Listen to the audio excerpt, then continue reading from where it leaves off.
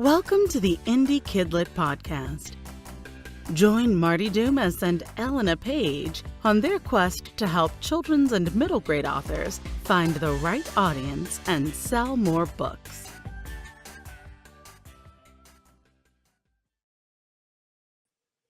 Hi, and welcome to the Indie KidLit podcast. I'm Marti Dumas. And I'm a very croaky Elena Page. Welcome back to the Indie KidLit podcast. Thank you for bearing through my lovely husky voice, not quite the manly sort of sexy approach I was aiming for, but nevertheless, I'm sure you'll find that this is a wonderful interview because today we're joined by an indie author, Rebecca Laffar-Smith, and I'm going to give you a short little introduction and let Rebecca introduce herself. So, Rebecca always yearned to explore the wonders of this world and beyond. She gave up a successful career writing about the non-fiction world in favour of fantastical creatures and the fanciful things she could create and immortalise in fiction. Now she writes full-time while homeschooling her autistic son, raising her creative daughter, and volunteering as an events coordinator and mentor for her writing community. She dreams of someday running a writer's retreat on the outskirts of Perth and writing her stories in a detached hexagonal room with dozens of bookshelves and plenty of natural light. She is also the founder of Olexic, a children's publishing imprint where she publishes engaging books for struggling readers that are fun and interest-driven rather than age or ability-focused. Welcome to the show, Rebecca.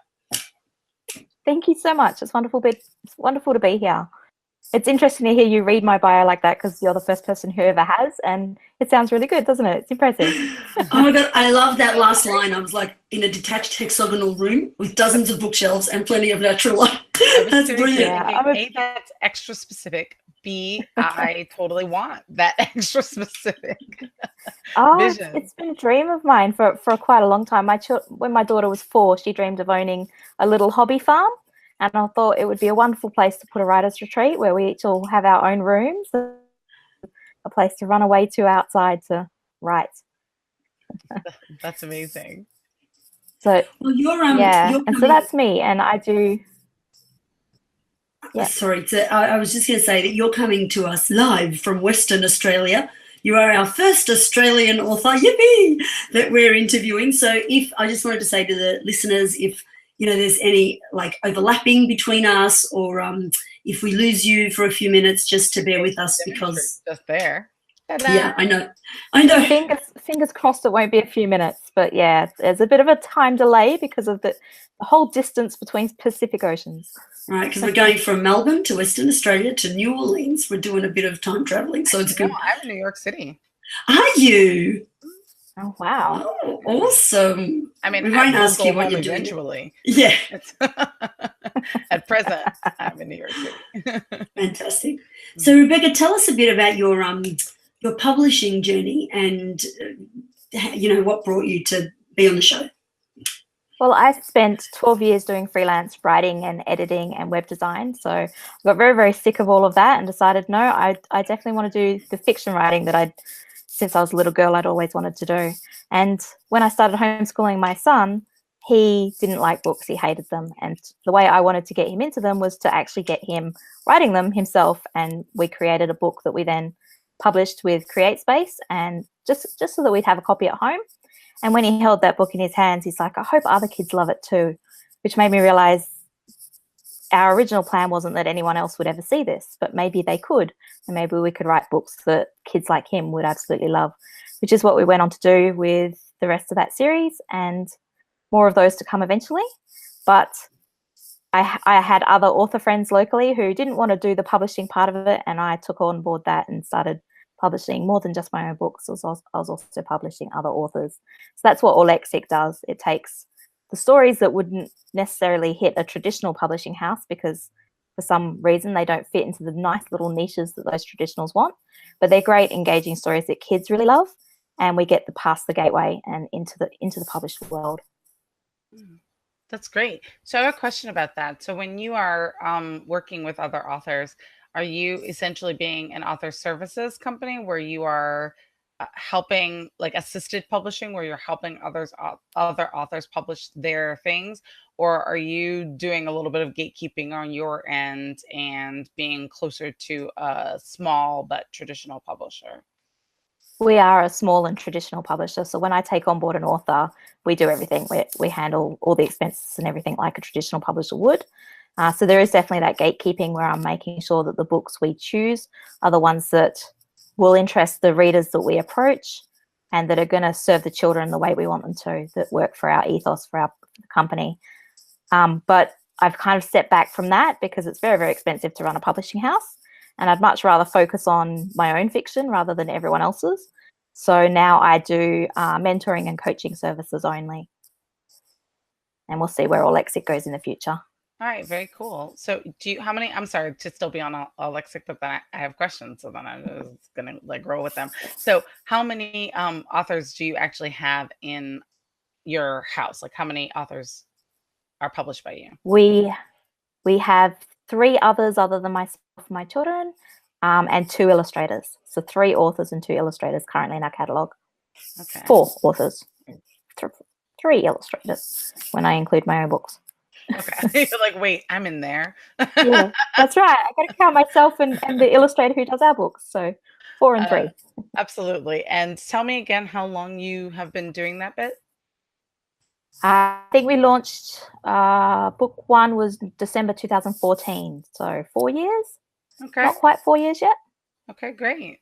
And you launched book 1 as a publishing house, or did you have to retrofit the publishing house? I lost that. Sorry? I said, did you launch the first book as a publishing house? Like you set yourself up as a publishing house, or did you have to go back and sort of retrofit?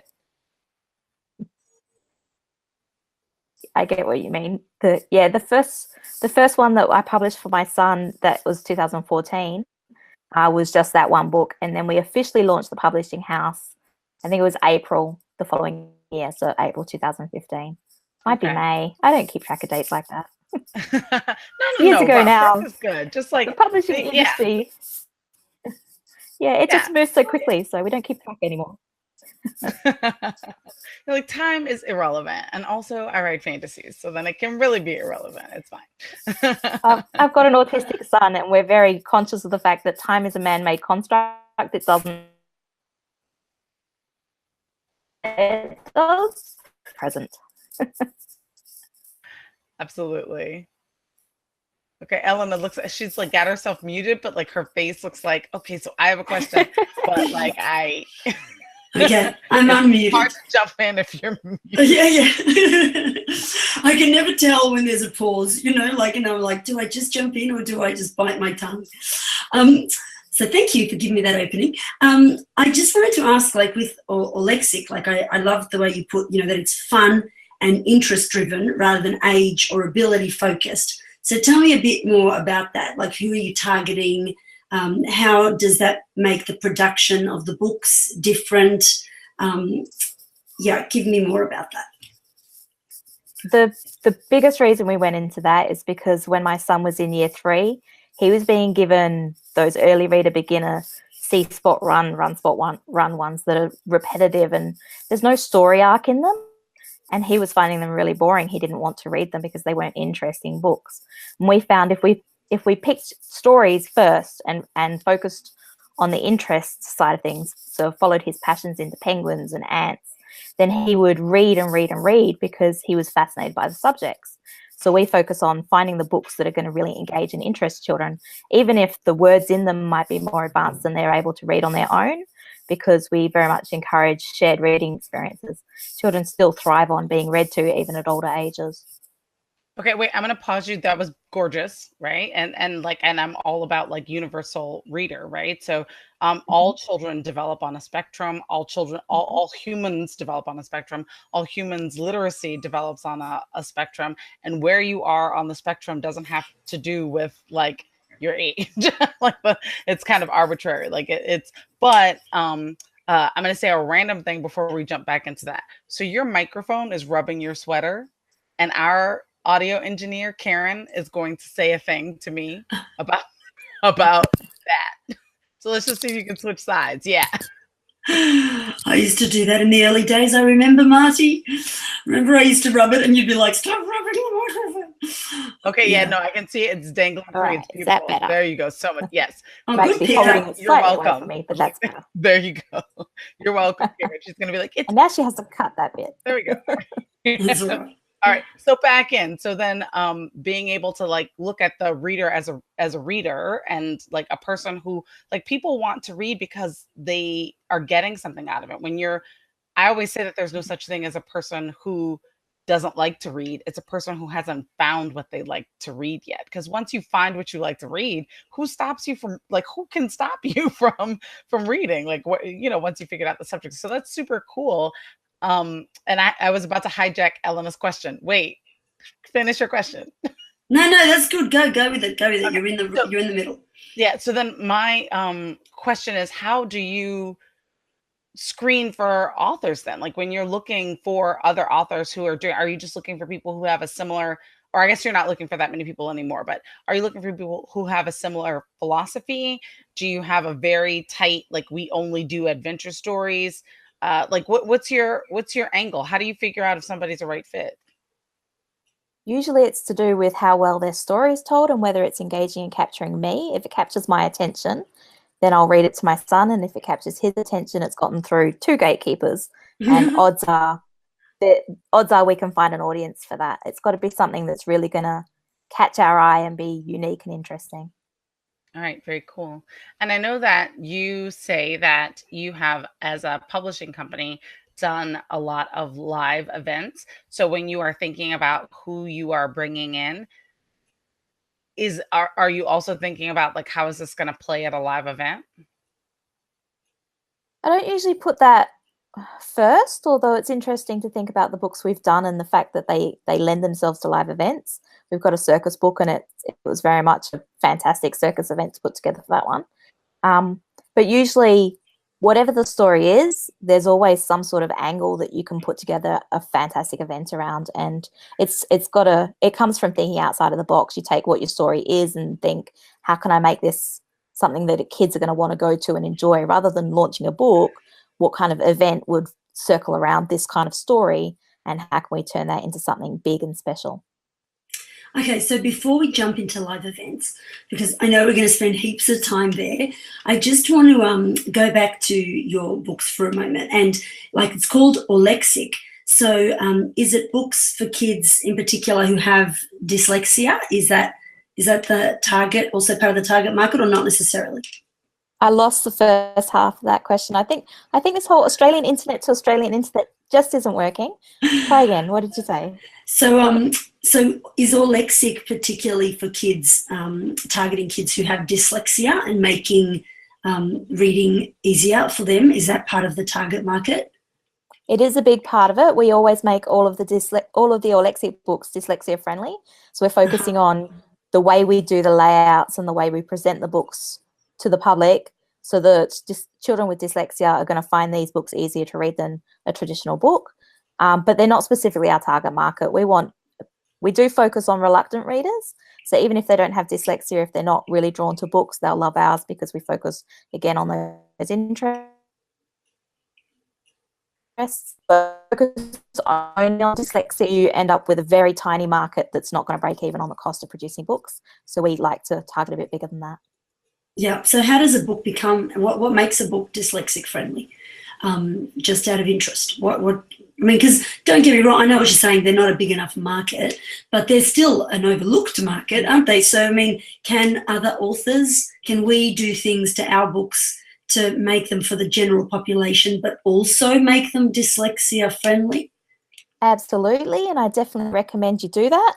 One of the key factors, although it's highly controversial, dyslexia spelled foundational, argue with me, but there is some argument that font makes a difference, especially if you do sans serif fonts where you take away all the little ellipses and things like that, the fancy decorations in the fonts, and make them simpler. A simple font like Verdana, for example, is usually very well read by everyone, not just dyslexics, but everyone finds that font easier to read. You can even use specific dyslexia-friendly fonts. We recommend the Dyslexie font, made by a Dutch designer. Again, it's a bit controversial because there's research into it about whether it works or not, and it's very much personal effect. So it works for some people and it doesn't for others. But the people we've tested with it, my own family, there's 3 of us with dyslexia in the same house. We've tested it with some special needs schools, and for the most part, the dyslexia font is one of the ones that significantly helps the children we work with. We also do printing on matte paper rather than glossy. A lot of people print their print-on-demand picture books on glossy paper, but the reflectiveness of that paper actually makes it more difficult to read. We put soft contrast backgrounds behind the text rather than black words on white paper. I'm just thinking I've got a whole big long list of the things we do, but I might just let you have the link to that and we'll send people to go have a look at the rest. So if you want to make your book dyslexia friendly, check out the list that I've got on my website that shows all the different things we do and see what you can do to make your book meet those things. We'll make sure that we get that in the show notes, which you'll just be able to click it if you like go into the show notes. We'll get that link from you. But yeah, no, that's really good. People, I think, I hear people, so I'm not gonna, because I can hear 2 people's voices in my head. As I will not say their names. Will say that things like layout of the interior of the book don't matter.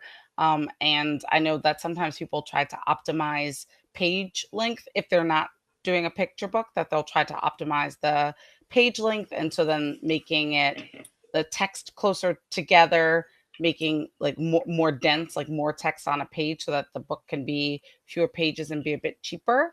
But in my experience, it's better the other way. Like, that's right. The calmer you feel when you're reading it, the more often you turn the pages, like the more successful you feel. And then the easier it is, like the less crowded the text is on the page, the easier it is for your eye to relax and find the line.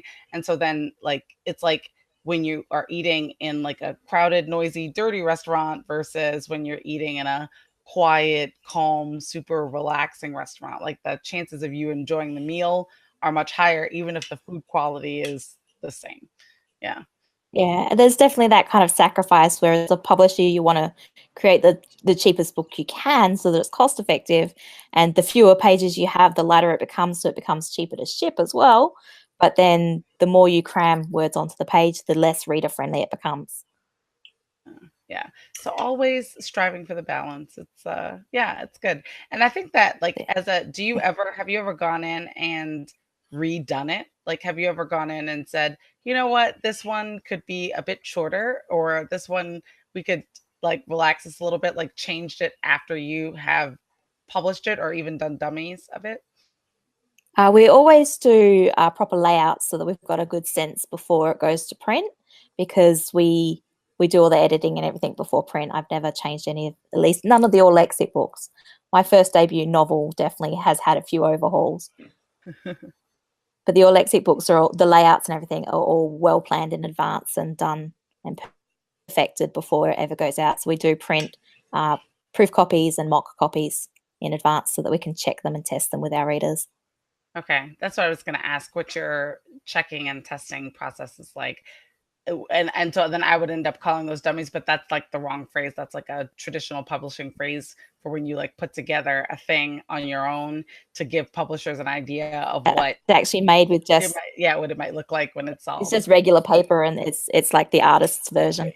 Yeah. So what's your process once you have your test copies? Then we check it through. I don't know how many readers. It's been a while since I've done one. We've got the 3 in this house that are dyslexic, plus my daughter who's not. So all 4 of us always read it. And then we send it through to the Literature Centre, which usually run it with their classroom of about 15 students. Mm-hmm. And if I'm very lucky, I can also run it by a school teacher as well and a school librarian. Okay, that's great. So for all of us, a really great reminder of how many actual target readers are touching the book before it goes out into the world. Thank you. I can use that. I'm sure somebody else can too. I think it's something that all publishers can do, though. If you build those relationships with schools authors can hook up with teachers. Teachers always love being able to share these things with their students. It gives them something to work with in the classroom that meets the curriculum needs. So usually they're very happy to help out, and kids give fantastic feedback. The more beta readers you can get looking at the book before it goes live, the better. So once you've got your books, tell me a bit about like your distribution model, or your model in terms of getting your books out into the world. And is it the world, or do you specify regions or countries, or what's your approach to all of that? I'd very much like it to be the world, but often shipping plays a big part in the fact that it doesn't have as big a reach as we'd like, especially with the PI Penguin books, which we print locally rather than using print on demand, because I wanted the thicker paper and things like that that you can't get with a print on demand service. So those are all shipping out of WA, which means they get very expensive when sending to the UK or the US. But locally we distribute with distribution networks such as Dennis Jones. We're with West Books, which is a local educational supplier here in WA, the Australian Library Service and things like that. So distributors that'll get the book into bookshops and libraries and schools, which is one of our biggest sellers. And the reach at the moment is mostly just Australia, primarily because of that shipping issue. But we also do online distribution, and we would like to go worldwide where possible. So we work at it. So are you allowed to do print on demand as well, or you can't do both? Because I own the imprint, we can do whatever we like. So I do both. I do, with the PI Penguin books, I don't, just because I'm not quite happy enough with CreateSpace or Ingram Spark's production. But with the other books, we do have CreateSpace, Ingram Spark, as well as the local distribution. And then in terms of getting them into schools, do you like approach schools and, as you said, something about the curriculum? Do you mention how it fits into the curriculum, or how do you approach schools in that regard?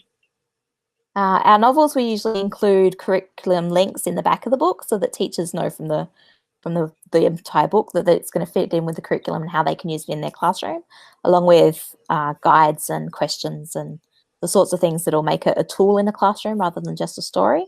And we do approach schools directly through mail outs and a big massive list of the schools, especially in WA, but across Australia. And that's where my reach and focus has been at the moment, just trying to raise awareness for the fact that it's there. And I think that's an important part for indies to focus on, the fact that you've got this reach and you've got to manually get your word out there, because they're not going to find you otherwise. And how successful is that approach? Like, what is it? Is it like a mail out, and then do you follow up with an email? Or, I mean, give me a bit of more of an overview. Go a bit deeper for me. Look at Elena with the tough questions today. What is happening right now? Okay. I want to know how to do it. If I can't do it at the end of the interview, then there's no point. I'm scared. That's what it really is. Usually it comes down to creating a really smashing press release, and that goes out in an email out to the list of schools we have. There's over 400 schools on the list of just for WA. So all of those schools get at least one copy to one teacher at that school. If possible, we'll aim for a few more. We focus on teachers with one certain mail out and librarians with another. So if that school has a school library, we contact those librarians individually rather than with the mass mail out. But the hit rate is probably 1 in 10. So of those 400 schools, we might get 40 orders. Cool. For how many books? That's per release. So when I release, like for example, when I released Zany, we launched with the Zany Circus, but we sent out a mail out letting people know that event was going to happen, so that the families could arrange it during school holidays. But we also sent out the mail out to the schools that the book was available, so that we'd get orders for that specific book, and we do it for all of our books individually. So does each school order one book, or do they order several copies of the book? Most of the time they order one copy for their school library, or a teacher will order it for their classroom. Sometimes when you're very lucky, you get a classroom set, so they might order 30 books for a classroom. Jenna's Truth did that quite a few times for high school classrooms. Students really love having their own copies in the high schools, so they would order a classroom set. Awesome. And you can encourage that with doing discounting when they order. Absolutely. So how successful? Oh, I'm sorry. I think I was talking over you. I could see you, but Freezing. I could hear you. So say the last bit again.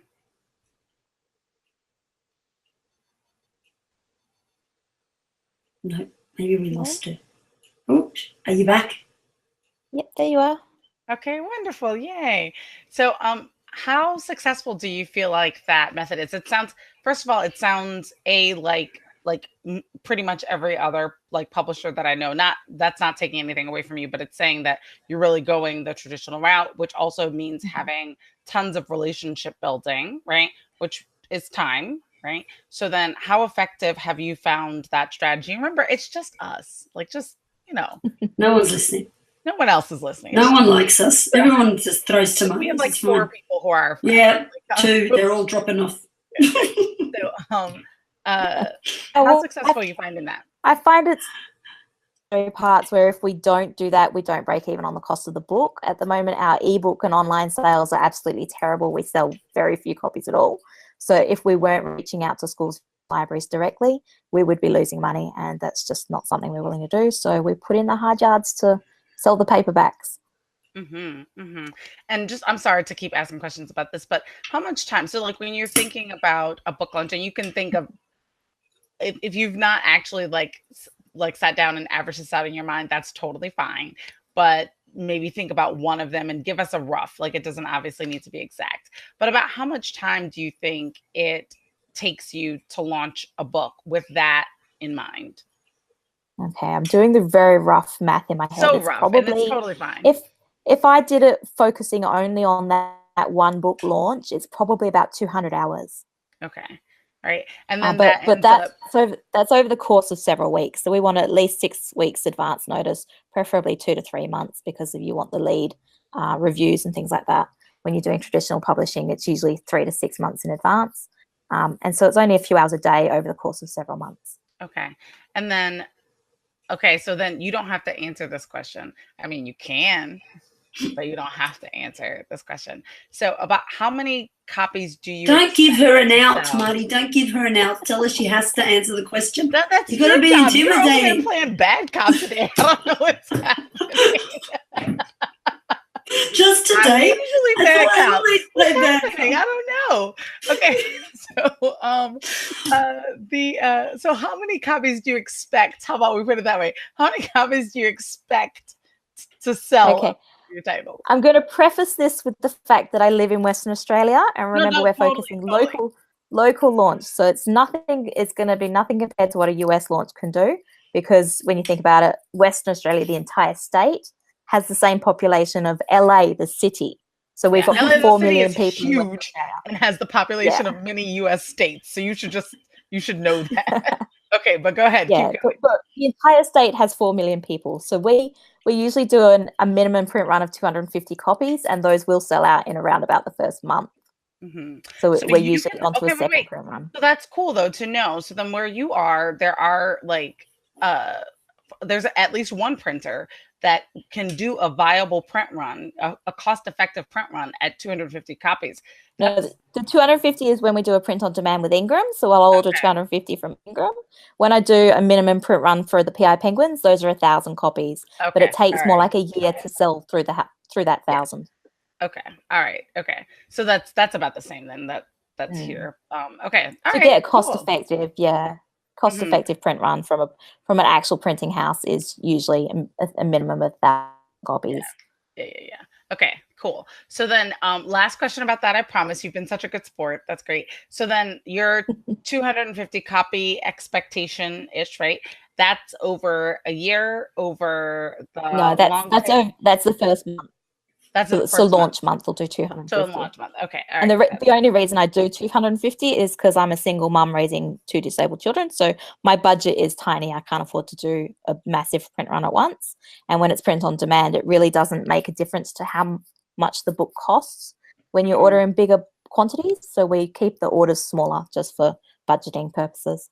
Absolutely. And so then you 250 copies, and then you have an event, and then from there, after that, do you let sales? I know I said that was the last question, but it clearly wasn't. from there, do you let things like trickle out? So like there's launch month, right? And you've got like a giant event, which Elena won't let me ask about yet. That's fine. And then do you, after that, do you just let the sales of that book go on organically? Like, does it just join? Now you join the family and everything that we're talking about, we talk about together, you're in the catalog and people hear about you that way? Or do you have some continued thing that helps to continue to make readers aware of that book specifically over time? We usually encourage our authors to get involved in in-person events where we can help line them up with libraries and schools to go out to the schools. They get paid for giving presentations, but we also encourage them to promote the books while they're out there. With my PI Penguin books, I do invest in paid advertising. I haven't done that with the other authors yet, simply because the budget isn't there and it's not showing the returns for the paid. For the returns, so we just don't run them at the moment. Okay, cool. All right. So now you can jump back in, Elena. My bad. Yeah, back to events. Let's do events. Thank you. That's awesome. Oh, yeah, because I said so. That's why. Thanks, Marty. I'm in charge this one. I see how it's rolling. I see how it's rolling today. It's totally fine. Go ahead. Oh, dear. Go ahead. Just so you know, I may have a head cold, but I'm completely cognitively perfect. I know it doesn't show, but it's true. Okay. So tell us a bit about your events. How was that? Now you go too broad. So each time we launch a book, we usually find a way to do on my water. Oh, dear. Okay, thank you. Choking each other. Clearly couldn't chastise her back, so thank you.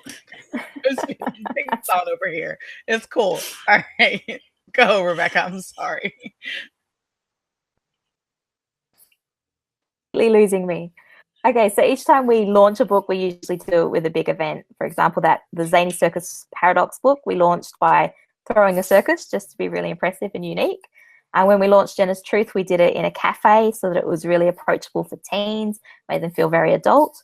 And PI Penguin, what I'd like to do for the next event is hold it out where the penguins are on Penguin Island, but we'll see whether we can convince them to get involved. They won't even stock the book at the moment, so I'm just trying to push a few doors open in that direction. There's nothing wrong with having goals. That sounds really awesome. So then I have like a ton of more specific questions. So let's just think about, you can decide whichever launch you want to talk about it with, right? So then how do you determine how many people you think will be at the event? It really depends on the event itself. With the circus launch, we knew it was going to be a bigger appeal than the cafe. The venue can make a difference. The cafe had a max standing room of 80, so that capped us, and we filled it to capacity. So if we wanted to do a bigger event, we would need a bigger venue. Whereas when we did the circus venue, we could put 300 people in that room. We knew being Easter weekend, it wouldn't get that many. Too many people travel for Easter. So we aimed for around 150, and I think we ended up with 167. So you think maybe approximately 167 came to that one? It's one of those kind of, I think that's the number that's stuck in my head from then, but I'd have to look it up to know that is the right number. Fine. I'm messing with you. Okay, so then as you are, how did you even make that estimate? Is that just you having that kind of brain, or was there something that you did? Like, did you send out sort of inquiries and people RSVP'd? Like, how did you make a guess? We always make sure we do bookings online so that we're getting a very good sense of how many people are actually going to turn up on the day. And we found that booking online, while you'll get a certain number of bookings, you'll get a certain number of cancellations of those bookings. And I've found so far, every cancellation is usually made up for someone turning up that didn't book. So if there's 150 bookings, you'll end up with 150 people turning up, even though you get 20 cancelled, because you'll have 20 who didn't book. Yeah. That's really cool. So then, yeah, that's interesting to know that it balances out like that, right? It's not maybe the 150 people who registered, but there'll be about 150 people. Yeah, exactly. And I've been, as part of the writing community, I've been running events since 2012. So we've got a pretty good sense of how the numbers are going to roll when it comes to events. Okay. So like, I'm just thinking of my little online book launch. And I'm just so excited when 20 people, like, you know, buy my little book. Now, if I was doing an in-person thing, I would freak. A, that no one would turn up. B, who would I tell? C, who would care? And did I mention no one would turn up? So, like, walk me through this. I'm about to do this next month. I'm not really. I'm just pretending. Oh, How do I get people? I was like, what? No, I'm not. Actually, I'm doing my first market next month, and I'm terrified. That'll be fun. You're great. You're like so energetic and fun. Everybody's gonna love I could tell you about markets too. We've done markets. Okay, do your event. My daughter and I absolutely love. Do events first, and then we'll move to markets. But how do we get people to come? All right. Kids' books is much easier than adults' books because kids really, really love events and having fun and coming out and doing things. So if you remember that your audience for the event is the kids themselves and put on an event that the kids are going to love, it gets much easier because now you're also approaching parents saying this is something fun and entertaining that your kids will love, and so parents will want to get on board as well. That's one of the easiest ways to make sure you're focusing first on what the kids are going to love. Remember, you're not launching your book, you're throwing a fantastic kid-friendly event. And then you tell everyone. You put together a press release and you send it out to local media, local radio, local newspaper. You send it out to local schools, to local libraries, and to the local government. And usually they then will send it out to their list. So the local school will send it out to the families if they feel like it's something that's appropriate. The library will send it out to their library customers, and the local council can send it out to the local council email list. So usually the mail out can go out quite a fair way. And you're always bringing those bookings back to your own website where you can track who's finding it and where they're finding it and booking for the event. Did that answer the question? Yeah, that's very cool. Okay, so how do you write a what did you call it? I mean, you did. I mean, I know what it's called, but the little write up that you send out to everybody. The press release. That's the one. How do you write a press release? With a great deal of difficulty. I've actually standardized one now where I've kind of got I know where I'm going to put my picture of the book and where the blurb's going to go and where the quotes are going to go and the title. But the most important thing to remember with a press release is that you want to focus on what they get out of it. So when you're going to send it to your local newspaper, the headline that you use is one that's going to appeal to that local market and that local media. So for example, I've done them where in Mandurah, local Mandurah author launches Zany Circus. So it's really focusing on that niche and making it really specific to what that community cares about. And so when you send it to what's going to appeal to them, whether it's targeting children their age and that sort of thing. So each press release to each person is going to be slightly varied, but your actual layout can stay the same. Yeah, that's really great to remember that, like, you're always selling to people, which means that you're always trying to meet their needs. So then, so that it's harder for them to chuck it to the to the bottom of the bin. It's like, oh wait, I need that, right? We needed a special interest on a local author or a local person doing something cool, and look, you just handed it to me, or like whatever the next bit of it is. That's really cool. Okay, wait, the sweater thing is happening again.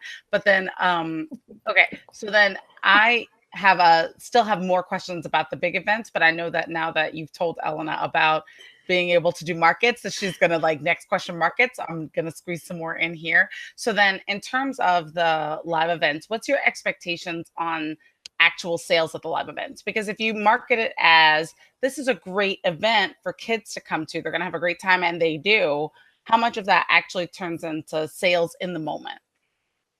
It depends on whether we remember to actually pimp the book or not.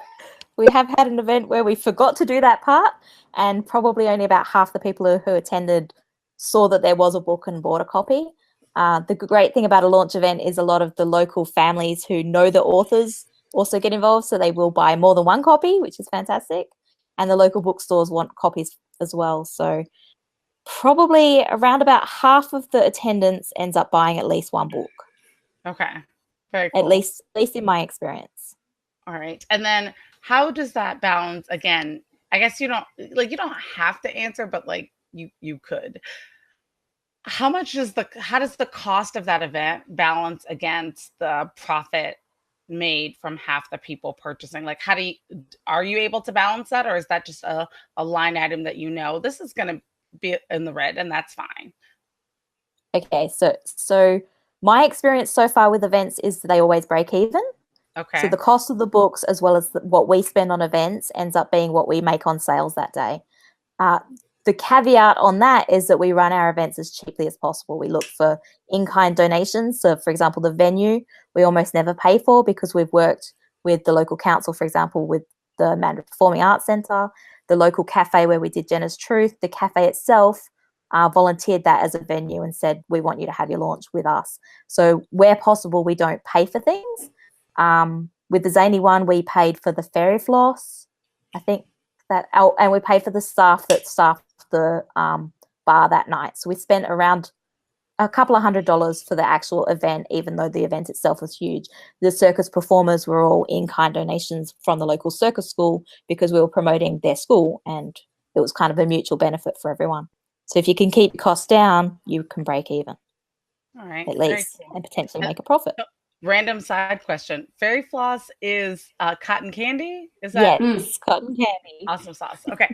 So okay, great. So that's really good. So you try to and I would personally find it successful even if it didn't quite break even, because if you have people leaving excited, then excited people talk about books, and that is not on the day sales, but that's down the line sales, particularly if you're able to follow up with them. So then I promise this will be like one of my last questions about the events thing, but do you try to collect people's information to know who was at the event and talk to them again later on? Yes, absolutely. So when we do bookings, we always collect email addresses for the bookings. We sign everyone in so that if they didn't book and they're a walk-in on the day, we've also collected their email address on the day. So absolutely, you follow up with them afterwards, ask them how it went. If they bought a copy, so you make note on the checklist whether they got a copy or not. You can follow up and ask for reviews. And like you said, the marketing side of things, the visibility of it can be absolutely brilliant. If you're hitting, with our Zany Circus, we hit front cover of that local paper. So even the people who didn't come, the event itself promoted a lot of word of mouth and a lot of residual follow-on action after the event. So you definitely want to create something of a splash so that you can benefit from all of that media. Yeah. I want to ask this, and it'll come across crazy, but that's not unusual for me. So just bear with me. So like what I'm hearing is that people, all of us authors, we have to get out and meet people. Is this what you're saying, Rebecca? So rude. Yeah. So rude. Okay, good, Rebecca.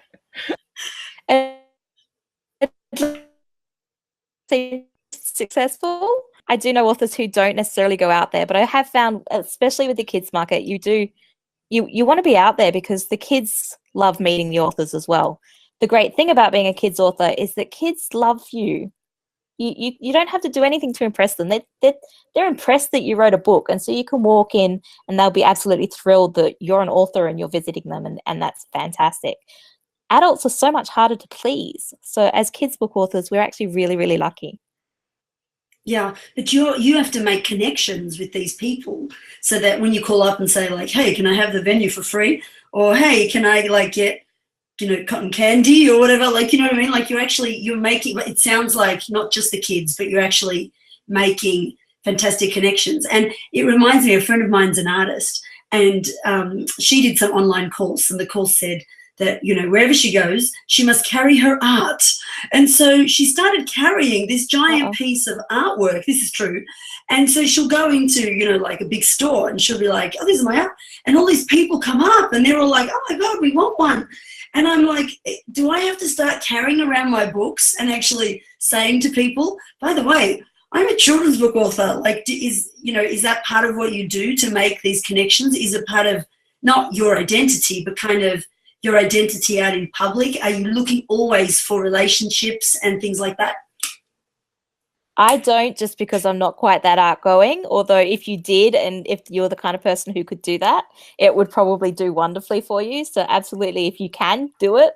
But I don't. I'm a little bit shyer than that. And I find it does hurt my business to be shy.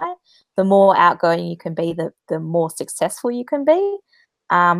I used to carry around my books in my handbag when it was my first books, and I was very, very excited, but I rarely ever showed them to anyone, and the opportunities just aren't there. You need it to be more organic and natural than that. If you're going around showing everyone, then they feel that being sold to sense from it, and they'll tune out. But you can always look for opportunities to be yourself and let people know who you are. And it's amazing how interested people usually are in what you do. So if the opportunity comes up in a conversation to mention that you are a writer, you should, because people are interested in that and they'll want to know more. Cool. I know. Which brings me back to the market stall, because that's exactly that's one advantage with your market stall. Yeah. We find that we don't sell books at market stalls, and we no longer go there expecting to. But what you can sell is yourself as an author and as a presenter and public speaker. So a year or two ago, I went to an event called Fresh Prints, which is a small market stall where everyone there is creating some sort of artwork with paper, whether it be little zines or little booklets. And we didn't sell any copies that day, and I thought that event was a complete flop. We paid a fortune for parking in Northbridge and spent hours and hours and hours for nothing. But that day I met someone who runs a children's daycare centre, and that event has led to over $6,000 in public speaking and $500 worth of book sales in the 2 years since. So even if you don't seem to do anything on the day, the networking and connections you make can lead to some really, really powerful things in the future. Right. No, absolutely. So I want to put in a plug if you are like a person who is like willing to hold up your book for people. I know a couple of people who've done that and ended up having their book like pictures with like extra famous authors of them in their books together, or like just because they just happen to have.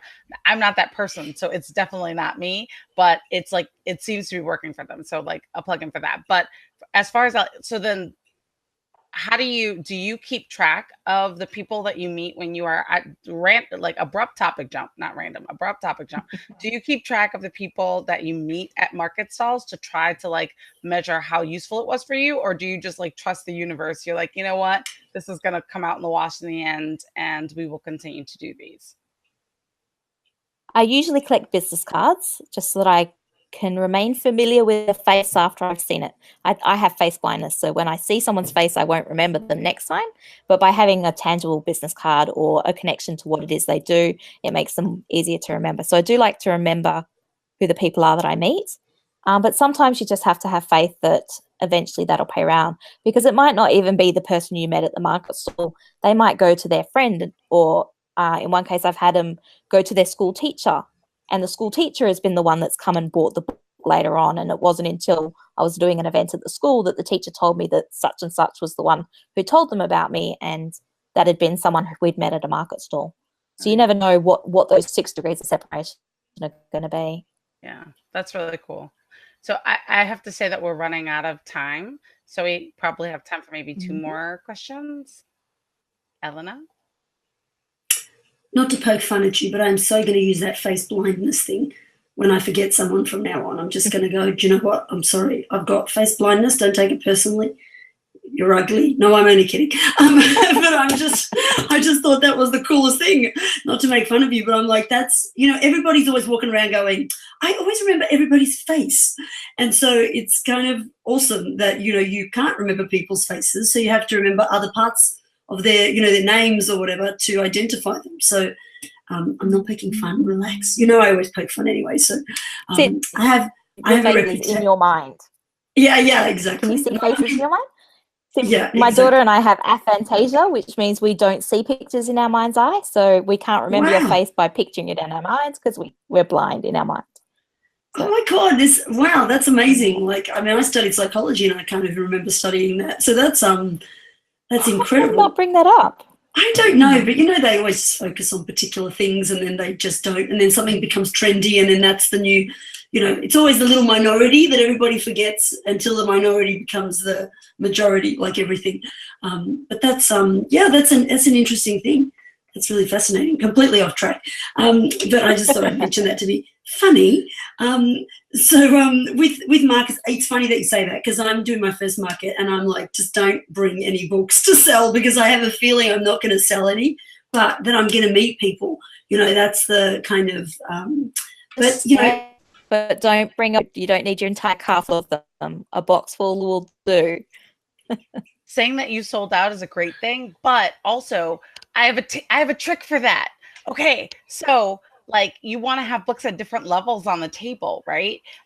Like you want to have some higher and some lower, just because it's, I don't know, it makes it easier for you to see and all that jazz.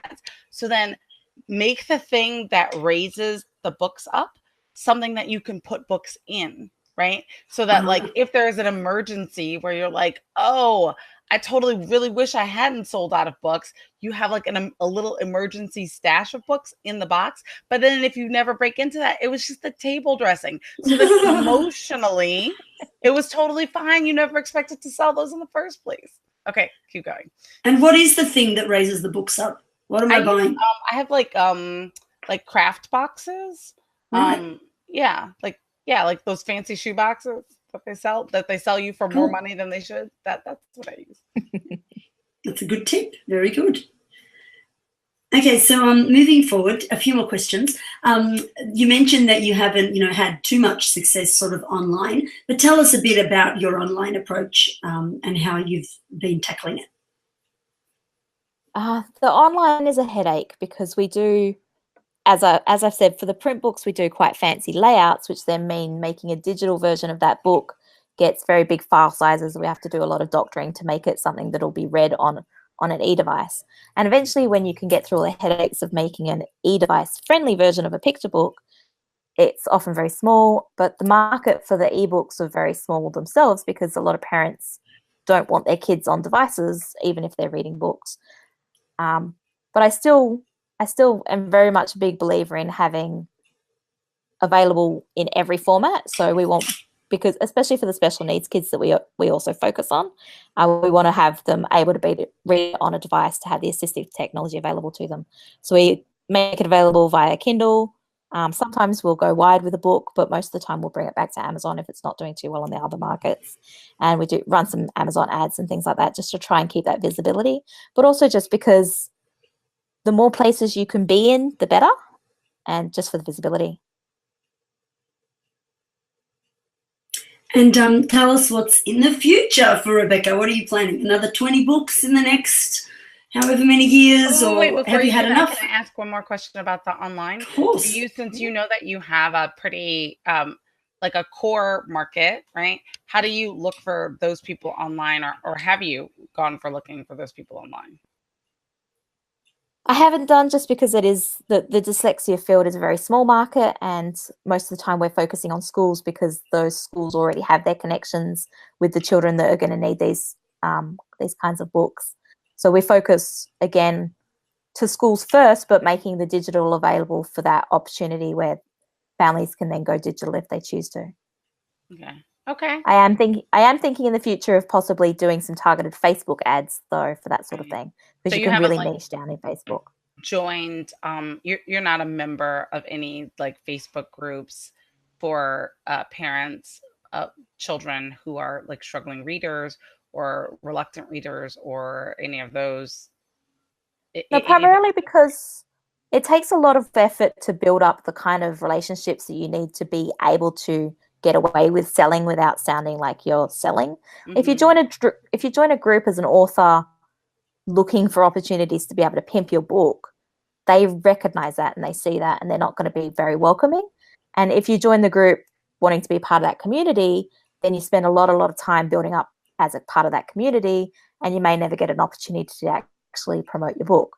So I tend to focus my online energy on my own learning and development. So I'm in writers groups and marketing groups that are going to help me, and I let the books do the work in the book marketplace to sell themselves, rather than try and find a wedge into a community where that can be something that's supported there. All right, very cool. All right, now Elena, what was your what's up for the future? Yeah, what's up for the future? Thanks, you said that so nicely. The tricky thing about the future is that at the moment all of my kids' books are on the back burner, because when I was a little girl, I didn't want to be a children's book author. I got into that because my son needed me to. Whereas I always wanted to be a sci-fi fantasy writer. So at the moment I'm writing 10 books in an urban fantasy series. And when I finish those in the next 6 months to a year, after they're rolled out, I'll look again at finishing at least another one or two. And when there's being in from other streams, we'll look at getting involved with other authors again with Aulexic when I've got some budget to be able to spare to invest in other people's books. All right, very cool. And Rebecca, where can people find you online? You can find me at the Aulexic website, which is aulexic.com.au, or on my own author site, RebeccaLaffar-Smith.com. All right, that's great. And we'll put the links to those in the show notes to make it like super easy, very clickable.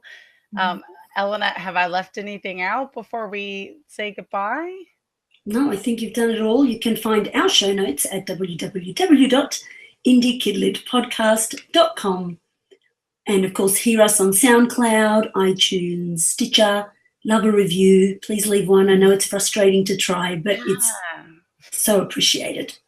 Someone was just saying that, like, they were like, I'm trying and just not showing up. So keep trying, people, you know, keep trying. And we do love the 5-star reviews. Those are great. I mean, it's like the 5-star ones are awesome. I mean, the other ones, but like the 5-star ones, really. You can troll me. That's fine. As long as you mention my name, I will love you forever. Yeah, don't troll me. I'm actually a very sensitive person. She is sensitive, but I don't mind being trolled. As long as I'm mentioned, I'm okay. I take it as a tick. Okay. All right. So thank you so much. It was a lot of fun to get to hang out with you, Rebecca. And thanks for sharing all that expertise with us. Thank you for having me.